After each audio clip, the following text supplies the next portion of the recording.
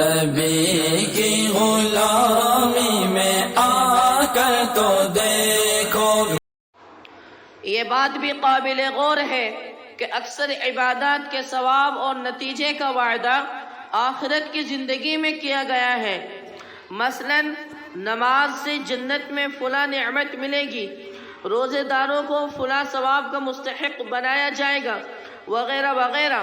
مگر زکوٰۃ اور صدقات کے لیے جہاں آخرت میں عظیم الشان اجر و ثواب کا تذکرہ ہے، وہیں دنیاوی نقد فائدے کو بھی بیان فرمایا گیا ہے، اور یہ فائدہ اتنا عظیم ہے کہ دنیا کی کسی دولت سے اس کی قیمت نہیں لگائی جا سکتی، اور اس فائدے کے حصول کے لیے انسان بڑی سے بڑی قربانی دینے اور مالی نقصان برداشت کرنے کے لیے آمادہ ہو جاتا ہے۔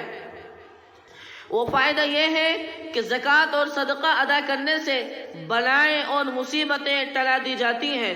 حدیث میں ارشاد نبوی صلی اللہ علیہ وسلم ہے، بادروا بالصدقۃ فإن البلاء لا يتخطاها، صدقہ جھٹ پٹ دیا کرو، اس لیے کہ مصیبت صدقے سے آگے نہیں بڑھتی۔ یعنی اللہ تعالیٰ صدقے کی وجہ سے مصیبت کو دفع فرما دیتے ہیں، دور فرما دیتے ہیں۔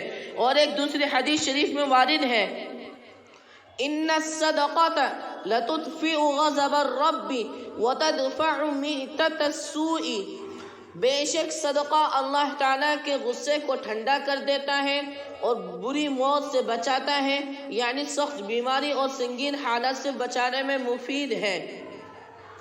نیز ایک مرسل روایت میں ہے، نبی علیہ السلام نے فرمایا، حسنوا اموالکم بالزکاۃ وداووا امراضکم بالصدقۃ واستقبلوا امواج البلاء بالدعاء والتضرع۔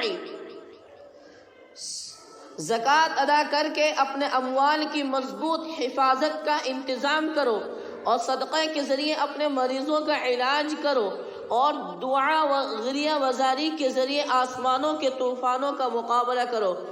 اس سے صاف معلوم ہوا کہ صدقہ خیرات میں دونوں جہاں کا فائدہ ہے۔ یہ تو دنیا کا فائدہ ہے، مگر زکوٰۃ و صدقہ کے اخروی منافع بے شمار ہیں، اور اصل میں یہی منافع ہمارے پیش نظر رہنے چاہیے۔ یہاں اخروی منافع کا خلاصہ میں بتا دیتا ہوں۔ نمبر 1 روپے کے بدلے میں 700 گنا اجر مقرر ہے، اور اخلاص وغیرہ کی وجہ سے اس میں زیادتی کا بھی وعدہ ہے۔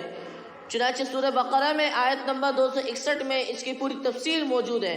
نمبر 2، زکوٰۃ و صدقہ میں خرچ گویا کہ اللہ تعالیٰ کے ساتھ تجارت کرنا ہے، جس میں کسی نقصان کا کوئی اندیشہ ہے ہی نہیں، اور یہ مضمون سورہ فاطر میں 29ویں آیت میں موجود ہے۔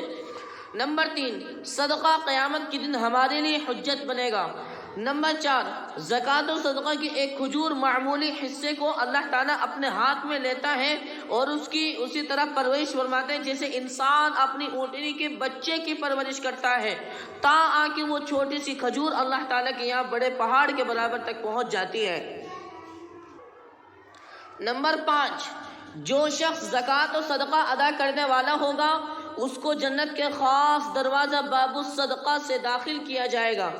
نمبر 6، 7 قسم کے حضرات میدان محشر میں عرش خداوندی کے سائے میں ہوں گے، انہی میں سے ایک وہ شخص ہوگا جو اللہ کی راہ میں چپکے سے پیسہ دولت کچھ بھی خرچ کرتا ہوگا، اس طرح کے دانے ہاتھ سے دے تو بائیں ہاتھ کو بھی خبر نہ ہو۔ نمبر 7، یہ صدقہ قیامت کے دن ہمارے لیے سائبان ہوگا، ہمارے لیے نجات کا ذریعہ ہوگا۔ اللہ ہمیں عمل کرنے کی توفیق نصیب فرمائے۔